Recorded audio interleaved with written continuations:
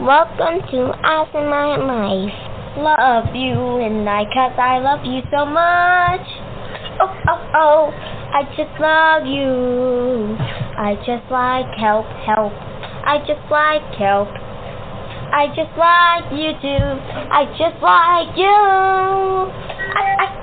I just love you. Happy New Year! I love you, say goodbye. You're going to school, and that's okay. Yum, yum, yum, yum, yum. I just love you.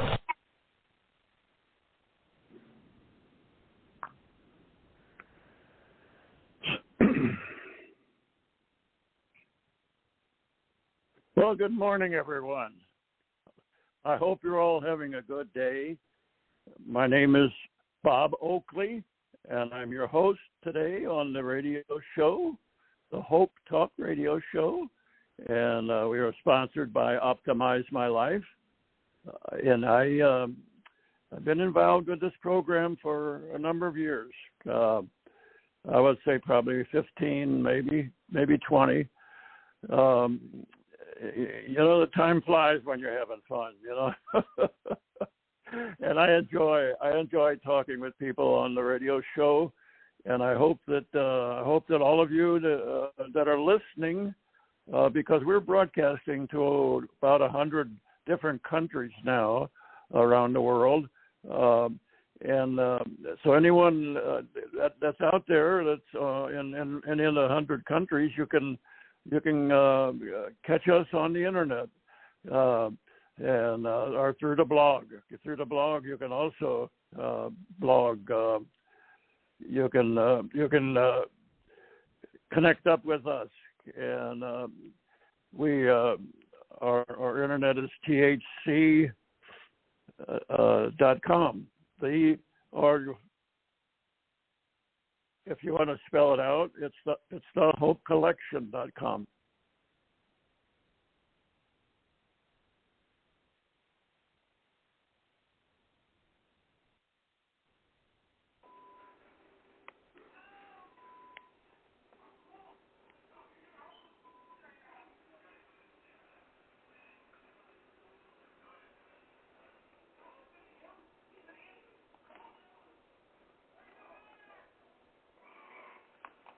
Well, I'm back. I had another caller. One of my guests was calling in, and so he's coming on the show. I have another guest, a friend of mine, Larry. Larry and I have been friends for a long time through our church and through different projects that we've worked on. How you doing, Larry? Doing just fine, thank you. Great to have you on the show. Everybody doing okay in the family? Yes, they are. Thanks. Oh, great. And you were talking to me a little bit about some of the things that you were doing at the church. This morning you were talking to about a little bit, and if you want to cover some of the things that you guys are doing in the classrooms and so forth. Yeah, but what we're doing, we're redoing the whole school, putting up new ceilings, painting, putting new floors. We're doing everything over there, and oh, that's great. Working real hard over there. Yeah. You said it was what? Well, you're working pretty hard, you said? Yeah. Well, we're doing a lot of work over there. I mean, we're putting in. That's great, Larry. Yeah, putting in new floors, putting in, and the old floors we're getting, sanding them down, and then redoing the floors, and we're doing a lot of work outside also because we're wow. doing a lot of stuff outside too. So yeah, and the church is coming along. It's coming along pretty good. Your son Lawrence is helping you with it too, right? Oh yeah. He comes out and he helps me. Boy, he's a good young man. He's always willing to help, And yep. So That's another example of working with the family training, because our show is all about the family today. And so I wanted you to mention that, because you're not only working with your family, but you're helping all the people in the congregations that have their children going there for classes and stuff, you know. Yeah. So we appreciate it. We appreciate what you're doing, Larry. I have another friend of mine on here this morning, my friend Gary from New Jersey also. Larry's from New Jersey and Gary's from New Jersey. So you got the three musketeers, Bob, Larry, and Gary from New Jersey. Oh, hey, my Larry. goodness. Hey, Larry, how are you? I was talking to Diane, and she says, "Do you know Larry's last name?" And I says, "No, I don't." I says, I didn't bother to ask. I says I didn't know his name because she was doing breakfast on Tuesday, I think. Oh yeah, at the VFW. Yes, yep. Yeah, I go there every Tuesday morning. Yeah. I'm a veteran. I was in from January of '69, and I got out July of 1972. Oh, okay. I got out 6 months early. They asked if anybody wants to get out early. I said, yeah. So I took it. What I did is I was a crew chief on the F-4 Phantom. Oh, wow. Yeah. Wow. Yeah. Does Charlie Bell go there with his brother? Yeah, I think he goes there too, yeah. Yeah, 'cause I meant to go on Tuesday. I don't know what happened. Got busy. Got crazy busy Tuesday, and same thing with this Tuesday coming up. You know what happened on this Tuesday? The past What's Tuesday, that? they had a bunch of kids come over from Clinton. Okay. And they had the teachers there, but they had all these kids, and they brought the food to us. I mean, you know, we write down what we wanted, and they bring the food out to us. I mean, it was very, very nice. I mean, oh, that was nice. Yeah, you know, I mean, I'm glad to see that they, you know, and of course he gave each one of us, like, you know, thank you for your service. You know what I mean? Oh, that was really nice. Yeah, that's really nice. Yeah. That was nice. Larry, is she doing anything for Thanksgiving down there? Probably. I don't know. I have to check it out. You know, if I run into her, I'll ask her. I mean, I never seen anybody as busy as she is. Oh yeah, she's a wonderful woman. She's you know, her husband passed away, and I knew George a long time. I know. Yeah, he was a great guy. And, yeah. And you know, well he you know he rode motorcycles, and I mean so do I. Well, we all did Rolling Thunder together. It's like we was one giant family. Yep. You know, I mean, we went everywhere. You know, we did a lot of fundraising. You know, that's what I said. It was all for veterans awareness. You know, and but she's really taken the ball over. I mean, she's really. I've been watching it. She's been really going at it gung ho. Oh yeah. You know, she looks a little different. She was a whole lot, you know, heavier than what she was. Yeah, she does. Yeah, she lost a lot of weight. But I know good, she though. did. Yeah, I know. I know she does. Yeah, and because when she came to Dad's funeral, she was maybe 100 pounds heavier, I'd say. So you know, somewhere like that. You know, and but George, he was a funny guy.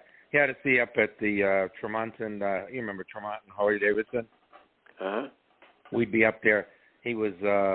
Well, he wasn't actually Santa Claus, but he would do a roll up there because they had a sewing machine thing where they'd sew the patches, you know, on your vests and your jackets. Yep. For POWMIA. Yeah. You know you probably got it on your vest. She's probably done them. You know, on our Harley vests. Yeah, I don't know if I got that. I may have that. I probably do someplace. I don't know if she's still doing it or he did it. I don't know. I don't know what happened. But well, Tremonton's closed down, so that's another one. Yeah, that was a shame. I think it had something to do with the family. I think Bob. Bob, that was the owner, Bob. Yeah. With his sisters, yeah. I mean, if he would have just compromised with them, like I said to him, why don't you just sell the business like Shocks did up in Taylorsburg? Sell the business and let somebody keep going with the business. That's all. I mean, that's that. But no, he had to get into a war with his sisters. And one was with the property, and one was with the land, and because there was the business involved.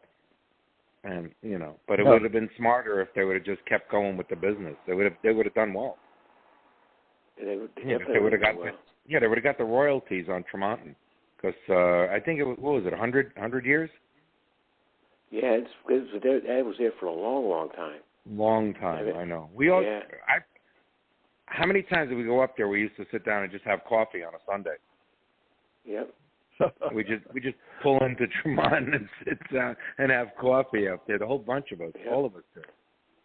Well, there was one guy, I forgot his name. Dang it! I keep thinking of the face, but I can't remember the name. But he was an older guy. He was in Vietnam, and I'm trying to think where he lived in the area. Everybody knew him, and Tony. His name was Tony. I don't know if you would remember him. Tony. He might have been a little older. Yep, could be. Well, yeah, I'm thinking of Tony. I know a guy by the name of Tony. I don't know. It might be the guy, the same guy. I don't know. Yeah, he's not a big guy. He's kind of a tiny guy. He's not a very big guy. But I'll tell you this. I mean, between them, Tremonton and Williams, there was one Christmas, and I'll never live that down. We collected 2 box trucks of toys, and we rode down to Mountainside on 22. Wow. Do you remember that? I don't know. Were you part of that? No. I don't think so. We went down to the hospital for the kids for special needs, and I mean, those kids. You want to see the joy on those kids' face, seeing all them motorcycles pulling, and oh my God, what a day that was! And it was really nice because we couldn't go inside because of the the nature of their conditions, but they weren't even interested in the toys. They were looking at all the motorcycles outside. They got a kick out. Oh yeah, yeah. They enjoyed that. It was fun. I think Charlie was in on that too at that time. Yep, could have been. Yeah. I'm sorry, Bob. I didn't mean to. Yeah. That's back in the old days. Yeah, I hear you. I know it. But, Gary, can you spend a couple of minutes, because this is a family show. I wanted you to maybe talk a little bit about how you helped your parents in their later years in their lives. So, can you give me a little overview on that? Yeah, I could do it. Yeah, it's not too bad. In 2017, going into 18, my folks were getting a little on in years, and it came to the point where they needed adult care. So what happened over here was that we didn't want to venture into the nursing home situation because not because of the expenses. It was a very, very the environment is not. I don't know how to explain it to you guys. It's just it's a very sad situation in the places. And so what happened was, so what I did was I converted this place into like a mini hospital, and so wheelchair accessibility and so forth like that, and just made it like a mini nursing home. So I took care of them right up until 22 and 23. And let me tell you something. I mean, it's no joke as a caregiver, because I switched my whole life around. I mean, everything went from I was an account development manager in logistics, and I stopped working. I mean, to do this, because I had sisters, and they didn't want to be bothered with it. So I dove into it, and I took care of that. And I will tell you this: I learned a lot over those past years. And like I said to you, you a whole different kind of life. I mean, being a caregiver, it's quite a challenge, until that final day comes where you have to say goodbye, and that's the tough part, And the tough part for me was that I lost Dad in 22, right on my birthday. That was kind of sucky. Oh my God. Yeah, and then Mom was in June of 23. Wasn't even about 11 months later, like that. Yeah. In fact, actually, Rich McGuire said to me, "Terry, what are you doing back here?" And I says, "I got another one." He said, "What?" Yeah, yeah. McGuire knows me quite well at this point. I don't want to see him for quite some long time. I'm trying to stay away from those places. Yeah. No, but to answer your question, Bob, summarizing it, you're changing your life being what they call a caregiver. It's not as easy as folks think it is. It's not. And especially taking care of two, not just one, but two at the same time. Yeah. I was actually doing 2 wheelchairs, going into church and to restaurants and to supermarkets and, doing everything double at the same time. Bathing, I remember. Feeding. I remember when you used to bring them into the church every morning or every Sunday, and you would bring the one in first with the wheelchair, and then you would bring in the other one. Go get the other one. Bring the other one in. Yep, I know it. Yep. You remember that? Yeah. Yep. Yeah. It's a lot of. It was, but Bob, honestly, I don't regret doing it. I don't. And I would do it all over again. Yeah, it's just, and it's just, it is what it is. Like I said, at least I didn't, throw him away into a nursing facility and leave him there, and then go visit him once in a blue moon. Because I did see people in there that I knew from the landscaping businesses and so forth, and their families just dropped them off in there. It was a sad situation, So I was like, oh boy, yeah. So that's why I said so. It was another chapter in your life that you didn't expect. Larry, it was like going to a tour of duty in Vietnam. Yeah. You were. They were both elderly when they died, right? Well, Dad, this November would turn 107. So he was 105 when he passed away, and Mom was 100. Mom was 100. Yeah. Wow. Yeah. But I will tell you this. You got some good blood in you. Well, no. One thing about them, they didn't have like dementia or nothing like that. They had their faculties. It's just that they got old. Right. And unfortunately, it's like a car with 200,000-300,000 miles on it. How much can you keep going? That's right. That's literally exactly how you can put it. And like I said, as much as I didn't want to see them go, but it happened, and that's that. It's okay. I know they're in a better place. They are in a better place. Let's put it this way. Absolutely. God would have never gave them all them years. I'll tell you that. Yeah. And you had to take them. You had to take them. You had to take them to hospitals or doctors all the time too, right? Yeah. Oh my goodness. I've met more cardiologists, neurologists. What do they call those other things too? The wound care treatment. I was trained by the best how to take care of wounds.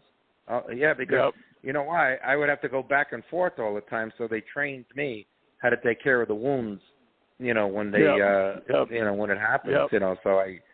So they trained me in doing that. So, but those are all experiences that we learn in life. It's another notch on your belt of learning. You learn so much, and it's what it is. A lot of people don't realize it, but it's part of life. And somebody asked me a question, and they says, were you ready for it? I says, no. I says, you just go with it. I says, how are you ready for it? I says, you just do it. It's the God's honest truth. You just go with it, and that's about it. No one's ready for that. No, I could tell you right now, I wasn't ready for it. I just flew with it. Yeah. Yeah. You know. You were blessed. You were blessed tremendously. God blessed you, and He motivated you to take care of your family, because but Bob, not all people do that. Not all people take care of their families. You know what I mean? No, you're right. No, I agree with that. No, you're right. I see that out there. Yeah. But what's funny is now I'm alone because I was the youngest, and all families gone now, passed on, so I'm alone. So, like I said, I was just telling somebody last night. I says I think I'll go to Marley's in town on Thanksgiving. I says because I got no place to go. I says I might as well just go to Marley's and hang out in town. I says there's nothing left. Yeah. Yeah. I mean, I got a couple of relatives, but one's in Connecticut, one's in end of Long Island, and that's a big run. That's a 5-6 hour run. Right. Yeah, I don't really feel like doing that. So that's what I just said too. And then we don't know what weather we're going to have lying up ahead at the end of November. That's true. Yeah. It's well, you impressed me very much with how you took care of your mother and father. Oh, thanks, Bob. And, no, thank you. Yeah. Yeah. Like I said to you, that, I didn't think about it. I just did it. You know what I mean? Yeah, that's why my sisters got mad at me, because they didn't want me doing that. And I said, well, what do you want me to do? You just want me to just dump them and that's it? I mean, I just, I couldn't do that. No. That's no. My Bob, you knew my dad. Am I right? Yeah. You guys used to shake hands in church all the time. Oh yeah, right? yeah. You know what I mean? I used to stand there by the pew where you'd bring him in, and I'd stand there by him and talk to him while you were going out and getting your mom. Right. You used to hang out and talk with Dad. Yeah, I know it. Yeah, that's what I said. And he was a great guy. That's what I just said. But like I says, trust me, they're in a better place. They are in a very better place. Yeah, absolutely. Yeah, I believe. I knew them pretty well for a short period of time, but I knew that they were going to be going up to heaven, because they were very, very nice people. Your mom and dad, and you were a very nice person, and so I knew that he was going to bring them up there. Oh yeah, and, yeah. Have you ever met my grandmother, my father's mother? She was like a clone of him. It was amazing, and she was a jolly woman. She never let anything in life bother her, or she always she said things, she would talk in Italian certain ways, the thing they would say, sempre buono, meaning in Italian, meaning always good. And she would always giggle and laugh, and my father was kind of like the same way too. He never let nothing bother him. Maybe that's why he lived to 105. Yeah, he was a very happy man. He was a very happy man. Yeah. But like I said, despite his physical problems, he was very happy person. Well, like I said to you, Bob, at 105, I guess God didn't create the human body to run 100,000 or so miles, and eventually some parts are going to start wearing out. Yep. What are you gonna do? It's where it's at. It's the soul. It's your soul that counts. That's the body. Don't mean that. It's your soul. That's the important thing. We're in a crazy society that we live today. Next week I'm going to be 86. So I know. What you're a baby. About. You're a baby. Yeah. Well, my mother lived to be 92, so my dad didn't know. He had all kinds of physical problems because he was an alcoholic and he was a heavy smoker. It ended up killing him early in his life, 71. But he just didn't want to listen to anybody. His doctors told him, he said, "You got to stop it. You got to stop it. You got to stop it." But he wouldn't. And he never would eat right. He was a meat and potato man. That was all he wanted. That's all he wanted, meat and potatoes. He said, Yeah. And they wouldn't eat any vegetables or anything like that. Mom always cooked a lot of good stuff, a lot of good vegetables and fruits and everything.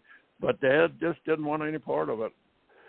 So anyway, my Uncle Don was that way. It was coffee and cigarettes, and he only made it to about 65. And my Uncle Pat, the same thing. My cousin told me, he says that he was smoking 4 to 5 cartons a week. Wow. I said, what? 4 to 5 cartons a week? Yeah. He worked for Pratt & Whitney in Hartford, Connecticut. Yeah. Yeah, my dad he was smoking 4 or 5 packs a day, Wow. And, wow. So he was a very and he did a lot of times he rolled his own because he didn't have money to pay for them, so he rolled them up and smoked them away, Hey, but, if we keep going the way this economy is going, I might start rolling my own soon. Yeah, that is for sure. I might start rolling my own. Yeah, that's for sure. oh my goodness, yeah. But it was something else I was going to mention to you. Hey, Larry, my dad, he was in the Normandy campaign, and he started in 43. So he went in 1 year before D-Day. Yeah. Wow. So he was there doing the ordnance supply for about 4 divisions. Yeah. And then once D-Day happened, then they moved him over, and they started moving through to get to the Bulge, in Belgium. Yeah. And then they were there, and that was because I always asked him. I says, out of everything, I says, what do you think was the worst? He goes, Belgium. He goes, the Bulge was the worst. He goes, the winters that was brutal. Oh yeah. He said, he goes, that was bad. Because when the Bulge ended, at the Battle of the Bulge, then they moved up to Germany for about 6 months. They went to the German front for 6 months, and I asked him many times. I mean, like, I don't get it. I mean, like, guys were dropping like flies out there. I mean, you're lucky you survived. I mean, Bob, think about it. I mean, from Normandy and then the Bulge and then Germany. I mean, God was good with him. I mean, he made it all the way, Right. Yeah. And pretty amazing. I even said to him, I says, you're one lucky guy that came back. He was highly decorated. And that's what I just said. I says, but like he came back here to America, never talked about it, and he worked 39 years pouring concrete in New York City. Yeah. He poured concrete in New York City, Bob, and even at his age. Go ahead.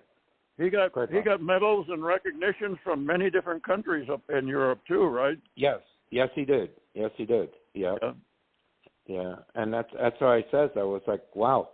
I was like, I even told him, I says, it's amazing. But I'll tell you something about that generation. They didn't talk much about it. When they came back, they just went about with their lives. He met Mom, they got married, and they went on with their life. And that was that. That's what it says, And like I told you, he did the Twin Towers there, and the ones that went down, the first set in 1970. Wow. Yeah. He did the foundation on the towers there, and he did all the bridges. He did all the expressways in New York City. So I even told him, I said, so are you ever going to tell me what happened to Jimmy Hoffa? No, because he was the union boss at that time. So he would always smile. He'd laugh at me, and I said, I know you're not going to tell me, so that's all right, but that's okay. It was like, I think he kind of knew what was going on there because 282 is still a big union out in Lake Success in Long Island. Yeah, very, very nice folks out there. I mean, you want to talk about a union being a family, Bob? I mean, I'm not kidding you. Those people were so nice with me. It was like actual family all these years with them. Yep. I mean, like I said to you, the only thing that hurt me was I had to pay this federal government a debt tax. That was like, I wasn't ready for that. I was like, what? You got to be kidding me. Yeah, you didn't know that? Yeah. Joe Biden put a debt tax in when he came in. You got to be kidding me. No, I'm not kidding you. But I had to pay both for Dad and for Mom. I was like, I know I'm. Yeah. Oh my God. Yeah. Did you hear what Biden talked on a speech a night before last? I think it was. He called all of Trump's supporters garbage. He said they were all garbage. Yeah. And then, well, I tell you what, Trump. Last night Trump had a rally, and he at the rally, or he came up to the rally in a garbage truck, and he was dressed up like a garbage man. Yeah. And on the side of the garbage truck, it had a big sign: Trump for president. But I thought it was really funny what he did. Hey, so Larry, anyway, Larry. What? Yes, a friend of mine up in Oregon. Well, he was in at the time I was. I went in '75. Okay. Mm-hmm. So I'm probably a little younger than you. And what happened over here was that his next door neighbor had a 16-year-old daughter, and she was shot in the head by an illegal. Oh my God! And I wasn't ready for that. I was like, whoa. I'm like, wow, what'd they do to the guy? He goes, Gary, you're not going to believe. And I said, what happened? And he said to me, he says, they arrested him. He went through the procedures and everything like that. And the finalization was they put him on a plane, sent him back to South America. Yep. I was like, yep. what? I said, the guy committed murder. Yeah. And I was. That's what you call injustice, not justice. Yeah. Right. It's injustice. I couldn't accept it. I said, you mean they just put him on a plane and got rid of him? Yeah, because he's an illegal part of this group that comes through that border. And this poor 16-year-old girl got a bullet in her head. And the excuse was he didn't like her because she was white. And I was like, what? What if you reversed it around and it was a black kid or a Hispanic kid or whatever? I'm a Chinese kid. I said, I don't get this. None of this makes sense. That family is crushed up there in Oregon. And this guy gets sent on a plane back to, and I wouldn't be surprised he'll loop around and come back into the border again. Yep. Yep. Well, let's put it this way. I hope Trump gets in office so this won't happen again. Well, I'll be honest with you. I never knew, and I told this to Bob, too. I didn't know about what they talked about that night at Madison Square Garden. I'm being honest with you. I didn't know about this. M13? And, these gangs from Venezuela and from all that. I'm like, how did that even happen? Bob, I swear to you, I didn't even know that was going on in this country. Oh, yeah. Yeah, they were flying them in They were flying them into the United States on airplanes. Yeah, but we supposedly have laws in this country. Yeah, supposedly. Yeah, supposedly. But they're not enforced. Well, you know what? I wonder how many of these illegals are going to be voting this year. Did you know? I don't know. I hope not. Let's put it this way. When Trump lost to Biden, right? It was during COVID, right? Mm-hmm. We lost all these people. We lost all these people, yet they had the most people ever voted before. How did that happen? When all these people died. It doesn't make any sense to me. You know what I mean? There's a lot that don't make sense. And the question here, Larry, are those folks still on the roster, the voting roster? And you know what I mean? They show that they vote, but yet they're deceased. Yep. But they're not listed as what? You're right. Well, just the other day I saw on TV where they had all these people that had died, right? Yeah. And they and they're still on the voting list and they're still voting. Now, how the hell does that happen? I don't know. I don't know either. I was trying to wondering about that. I don't know. It's unbelievable, and they get away with it. Yeah, I don't know.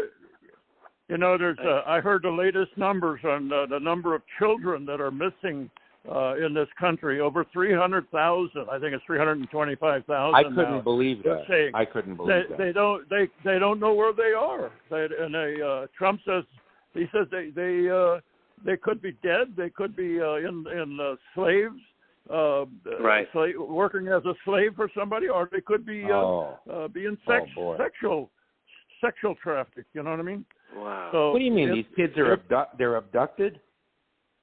Yep. Oh no.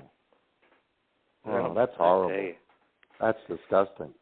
Yeah, it is. I talk to guys around the country in the nighttime. They're most of them are veterans, and a lot of them are overseas too. But I noticed the ones from Canada, they lean on the Democrat end, and I'm like, you don't live in America. Why are you actually? I know they got Trudeau in that country, but point over here is that why are you supporting? I says a situation. I said we got a very bad situation on our hands here. Both domestically and abroad. Right. We got two situations going down at the same time here. And I said, why would you support something like this? I said, we didn't have this 4 years ago. We had peace and prosperity. Right. Yeah. Now we turned into doom and gloom. Yep. Am I right or wrong? We turned into doom and gloom over here in this country. Yep. Yeah. Well, I tell you one thing. I know my father and my uncles, they're all turned over in their graves because what happened to the Democratic Party. That's correct. I changed parties. I'm a Republican now. No way could I ever vote for a Democrat. Oh my God, it's getting so bad. It's unbelievable. Well, you know what it is? Yeah. Well, I guess they got the taste of socialism, and that's what it is. It became a party of socialism, and I think that's what's going on. And what's happening here is you got a lot of people in the country that, I hate to say it, it's here where I live too. They want the handouts from the government. Yeah. It's literally what it is. They want handouts from the government. They don't want to be, able to hold their own. Exactly. Yeah. There's no incentive to get a job. You know what I mean? Oh, Where's the incentive? No. If you can live, from the state or from the government, it's ridiculous. You know what I mean? I tell you what, I sure as hope Kamala doesn't get in office because I don't know if I could stand another 4 years. I told that to Bob. I says, I got my passport. I says, I think I'll go to Venezuela. I says, we'll stay there for 4 years until the country and then collapses. come back, yeah. And then come back. back. I can go to Canada too because I got Canadian citizenship. But Canada isn't such a hot place either, though. You won't be able to bring your guns there if you got guns. Yeah, well, I don't have any guns, but. Oh. But yeah. Well, I told Bob. I says I think Trump will win. I says, but I think what's going to happen here is you're going to have a lot of civil unrest for a while in the country. Yeah. They're gonna do that like they did in 2020. They're going to start from Los Angeles to Minneapolis to Baltimore.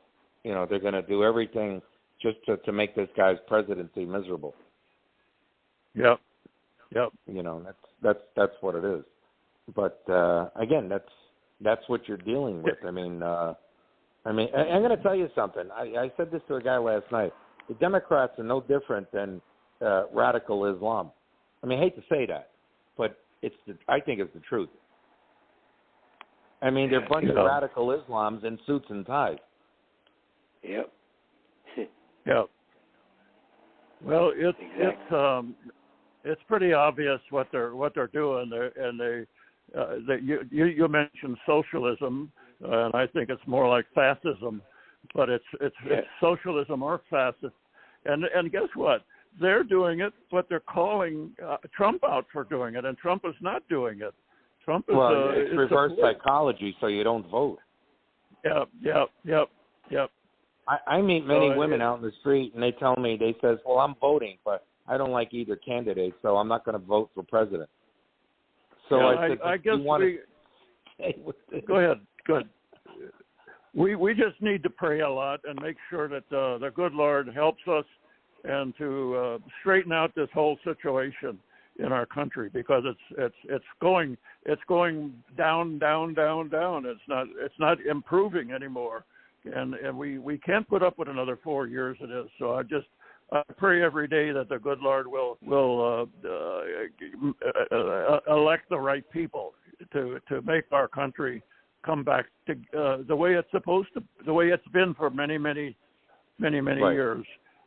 Right. And so I just hope and pray that he will answer that prayer and give us all our country back. Amen. They've to that. taken it away Amen. from us. Well, They've taken it away from us. Well, what's funny, And, Bob, is the world always looked up to America. Not because of a superpower, but America was always the country that led the way. Right. You know what I mean? Yeah. And we're not that way anymore. We're at the bottom of the pail. Joe Biden put us there. He put us at the garbage pail. He even said it. We're garbage. I mean, the guy came out and said it. We're garbage. Okay, well, hopefully they'll take your house from the DuPont estate away from you. I hope they do. But I'm concerned more about Russia with the 10,000 troops from North Korea there. Yeah, that's. I'm more concerned about that. We're getting closer and closer to World War III. We're getting every single week. That's getting very edgy. Yeah, it's spreading to other countries. Lebanon is involved in it now, and Gaza and Israel and Ukraine and Russia. It's very out of control. And North Korea and a lot of other countries are involved also in the fighting that's going on over there. So Europe and Asia, the majority of these American people, that are voting for Kamala Harris, they're not thinking about these things. Believe me, if you ever talk to someone and you hear the things that they think about why they're voting, I mean, it's literally ridiculous. I mean, they're worried about abortion. They're worried about, they're going to lose their health benefits, the Obamacare. Yeah. I mean, that's what I hear. Yeah. And I'm like, you got to be kidding me. That's what you're worried about? I'm like, oh, God. I'm like, this is really bad stuff. But I don't know. We'll see. Yeah, it's whatever God decides, that's what's going to happen. You know what I mean? We don't have any control over that. He does. He's got all the control, and so it's in God's hands, and we just hope that His will be that America can come back again and be a better country, and so I'm just so concerned that World War III is going to happen, but part of the problem is that the media, the fake media is every single day they're feeding things that are based on what the other party is promoting, and they're saying Kamala is the best thing that ever happened. Well, that's not true, and that Biden was the greatest president, and that's not true. No, I know. So, no.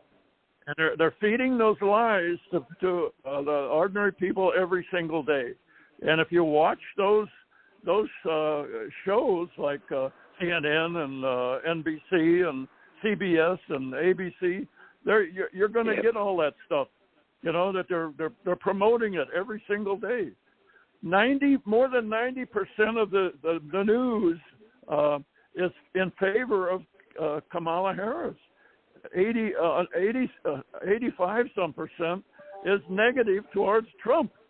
So and if what are the people are going to think if they hear all that every day? You know what I mean? And if you look at if you read history, 1929, 1930. And what Hitler did at that time, because you got to remember, he wasn't a military man; he was a politician from Austria, right. And he had control of the media. So the German people, they were in a depression at that time, and so this guy came along and he gave them the dog and pony show, and they liked what they heard. But once he came into power, all of a sudden the fascism started, and they were the sorriest people that ever brought that guy in because it brought Germany to its knees. Right. Yeah. That's what happened. You know? Yep. Hey, Larry, real quick story. I told this to Bob. I was in Dunkin' Donuts in Hackettstown, and I wanted to get a coffee. And then they got the TV screen up, and there was Trump up there. So there was this lady alongside of me, and I'm like, wow, isn't that nice? And they were talking about Trump, you know. And she looked at me, and she says, I would never vote for that man. I can't stand him. And she went on and on. So I says, well, ma'am, I says, well, when he comes in, I says, you have a passport, right? And she looked at me, and she just froze. I says, good, because I says, you can get on the next plane or train or whatever, pack your bags, I says, and leave with the rest of the illegals and get out of this country. Oh, my God, Larry, she went off on me. I swear to God, if she could have stabbed me to death, she would have done it right there. Yeah. Well, you know, but you just told her the truth. I told her the truth. Yeah. I says, well, if you don't like it, you got a passport, get out of this country. Yep. Get out of here. I said, that's all. I mean, I told her that. For I told her you. the truth. Good for you, Gary. Yeah, I don't know. Yeah. It just came out natural. I just said to her, I said, well, you got a passport. You can leave. I says, nobody's stopping you. I says, you can go with the rest of the illegals. Yeah. Oh, my God. I don't think she expected anybody to tell her that. Yeah. I saw the guy behind the counter. The guy behind the counter was laughing his head off. Yep. I walked out of the store. I walked out before she pulled a gun or a knife on me. I just, let me get out of here. This woman's crazy. Yeah. But yeah, I know. You're going to see very angry. Yeah, they go off in a tirade so quickly. You know, just so quickly when you say something that they don't like. You know, they start screaming and yelling and just getting so out of character. You know out what I of mean? Whack, and, yeah. Now, last night, somebody before I came in, my neighbor told me an interesting story. And Kamala Harris advocated, I guess, somebody in prison inmates, had a transgender rearrangement, whatever it is. Right. And I said, what? I said, yeah. She says she's basically, approving prison inmates to have this done. Right. I said, well, where's the money coming? Where's the money coming from? Paid for by us. Right. But I says, wait a minute. These guys are criminals. They're in jail. I mean, I says, with all due respect, I says, I mean, they don't. I mean, and this doesn't make sense. Yeah. So she's giving inmates the capability to have this, whatever you want to call it, transition done. I was like, you remember that old movie, The Dirty Dozen? Yeah. You remember that movie? I would take these guys, put them all in a uniform, and send them all over there to the Middle East, and just got to defend America. That's it. Just give them guns and put an M16 in their hands and whatever they want to give them, and that's it. That's your tour of duty. Yep. Yeah. And we'll empty out our jails and put them over there. There you go. Yeah, I mean, that was a great idea. That was a good idea. It was like, hey, something, the taxpayers will be like really free on that one there. Now, Larry, have your taxes gone up? Yeah, a little bit, not too much, but it has gone up. I was talking to folks in Stewartville and Franklin and Washington, and everybody said their taxes jumped. Yeah, it has. Yeah. But no, the only good thing is that they do give you a little bit back too. But still, it's not that much. I mean, New Jersey is probably one of the highest taxing authorities on the East Coast. I mean, it is ridiculous, but But I don't know. I don't know either. We'll see Tuesday. We're only how many days out, Bob? Friday, Saturday, Sunday, Monday. 4 days, 5 days out. Oh, yeah. Well, I'm definitely voting. Until D-Day. Sure. Yeah. It's gonna be an interesting outcome. I hope it comes out the way we want it to come out. But you just don't know. You don't know what's going to happen. Well, you don't have to worry like about you taking said. Joe Biden. There's a lot of crazy people out there. You don't have to worry about taking Joe Biden out of the White House because he's never there. He's in Rehoboth Beach. Yeah. So you'll have to get a crane and pull him out of his beach house. Yeah. You know what I mean? And here's another thing, right? Biden's got all this money, but what has he been his whole life? A politician. Yeah. He's he been never a politician. Had a job. A he never had crooked a politician. Job. Exactly, a crooked politician, and yet, and like I said, and then the election, all these people died from COVID, yet they had more voters than ever before. Now, how the hell did that happen? It doesn't make any sense. No, it don't make sense. So I don't know. Jeez, I don't know. No, I know. I understand what you're saying. It's it's what it is. But again, Trump is one guy. Take Trump out of the picture for a moment. Make out Donald Trump don't even exist. Right. Let's say the guy's name is Joe Smith. I mean, he was running and he had the same policies as Trump. You would have the same situation going on.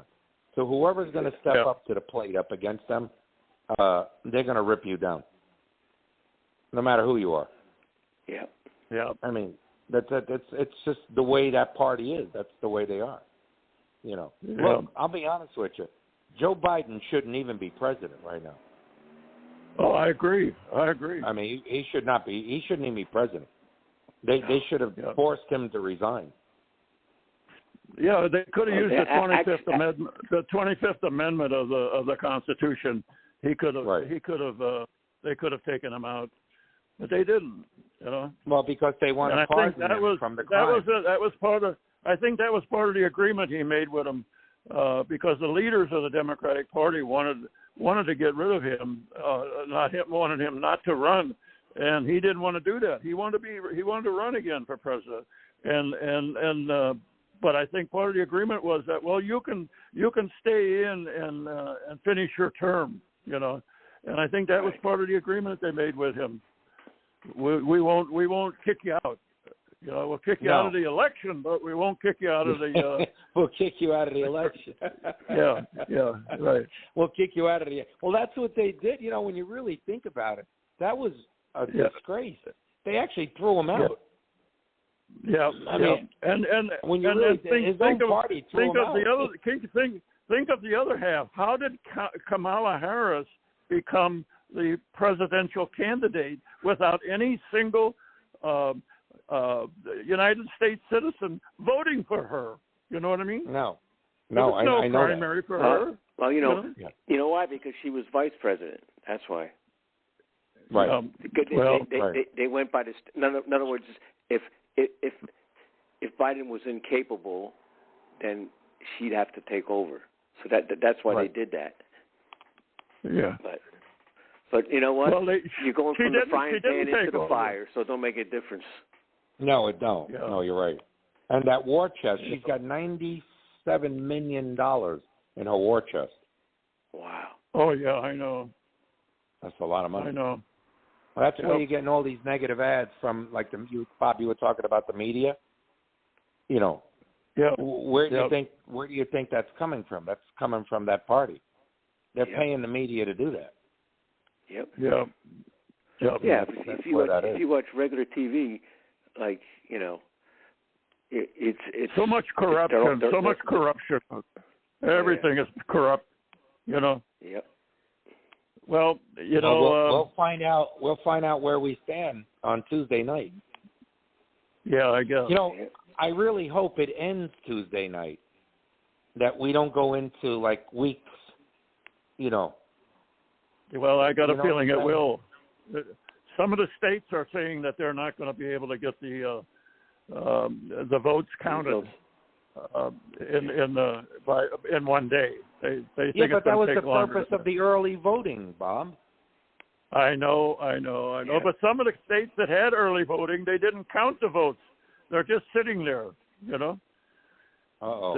They had early voting, but they didn't count them. Wait a minute. They're not in a wait. When you went to do early voting, it was not in a machine. Who would? When you did early voting, didn't you go to a machine? Well, some do and some don't. You know, like if you have a mail-in ballot, that's paper. You know what I mean? Okay, like I did mine at the end of September.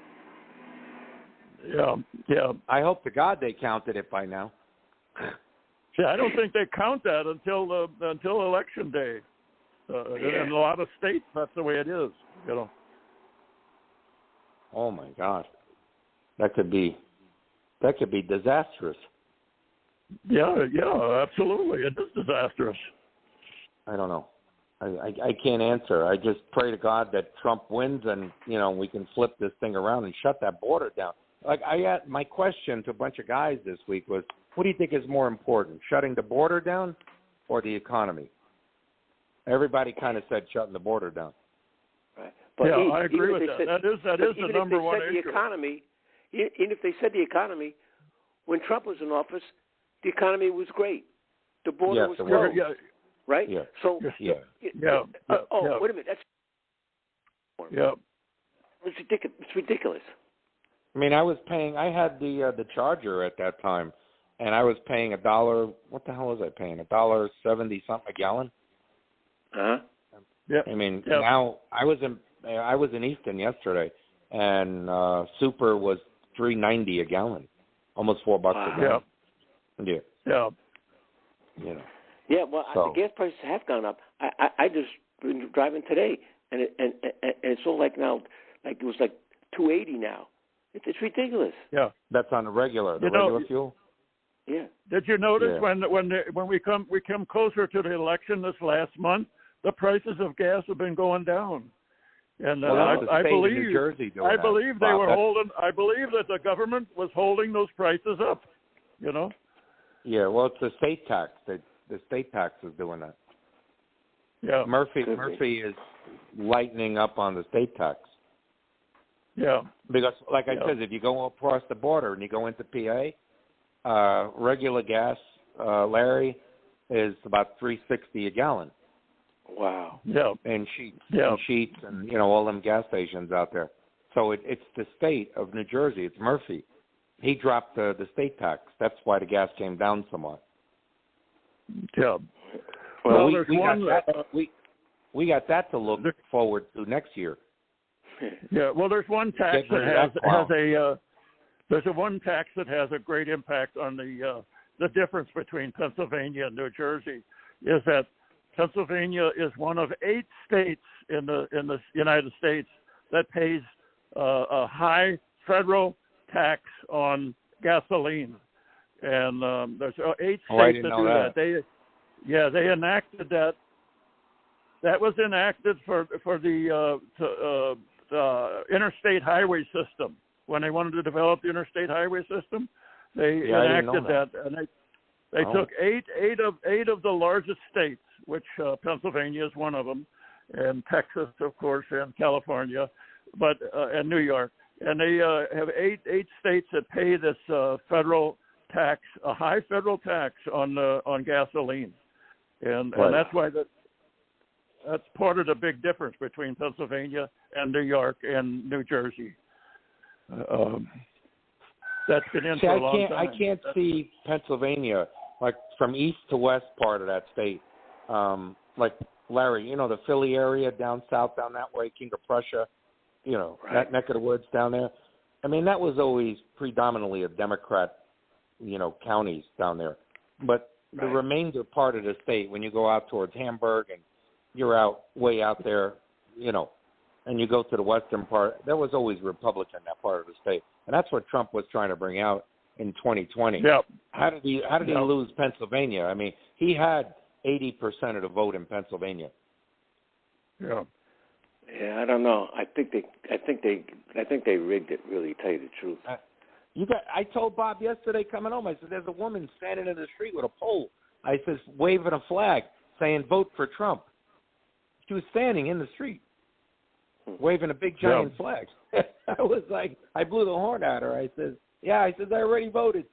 And it was just funny, but that just goes to show you where people are at. They want a change. They want this government change. Yeah. Well, listen, guys, we're out of time. No, we are out of time. I appreciate you coming on. I appreciate both of you coming on, Gary and Larry. And Larry, you guys going to are be both there Tuesday on Election Day? What's that? Are you going to be Tuesday at the VFW on Election Day? Yeah. Yep. Okay, I'm going to try to see if I can make it that. Yeah, I'm working. Yeah, I'm a poll worker. I'm a poll worker on the general election. Oh boy. I'm working, he's in the front. I'm working in the front line. I'm working. Yeah, I'm working in at the church, at our church, in the community center. That's where. Okay. They got the polls set up inside there. Oh yeah. That's been that way for quite a while. Yeah. Oh, I didn't know that. Wow. Oh. Well, if you need anything, let me know, because that's a long day, Bob. Oh, I know it is a long day. That's a long, long day, yeah. You better bring a bunch of cereal bars with you to just keep you going. Yeah, right, yeah. Yeah. Oh, my goodness. Absolutely. Well, Larry, I hope to see you. I'm going to try to make it there for Tuesday. All right. Yeah, look me up. Yeah. I usually sit at the front table on the right side. Does she charge us? How much is it to get in? I forgot. It don't cost you nothing. Oh, I thought there was a charge to get in. Oh, okay. Nope. As long as you're a veteran, you come in and you eat for free. Now the thing is, what they do is they do say you can buy a ticket for the drawing. Yeah, and that's fine. I think it's $2 for one ticket, and it's like $5 for 3 tickets or something like that. No, that's okay. That's fine. Yeah, that's all right. Yeah. Okay, that's good. All right. All right, my Bob. friends. Yeah. You guys have a great day. God bless you both and your families. All right. Okay. Bye-bye. Okay, Bob. All right. Okay, Larry. All right, have a great day, care. everyone. All right, bye now. You too. Bye-bye. Bye-bye. Bye now. All right, bye-bye.